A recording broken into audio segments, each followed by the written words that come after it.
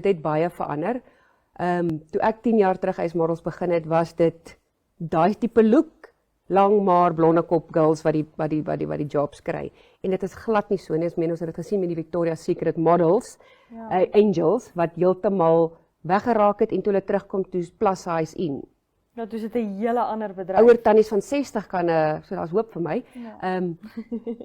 Dit staan nie so dit is net soos, dit was, joh, dit is weird. En dan sit die ding van beauty is in the eye of the beholder. So, wat vir my mooi is nou nie meer vir jou mooi nie. En dit is presies dieselfde met die agencies, soos wat ook al die flavor of the week is nie môre die flavor of the week nie. So dit is glad nie meer die flavor of the year of month nie. Dit verander daagliks. So dit is moeilik om vir iemand te sê jy is die look waarna 'n agency soek, want dit is nie meer so nie.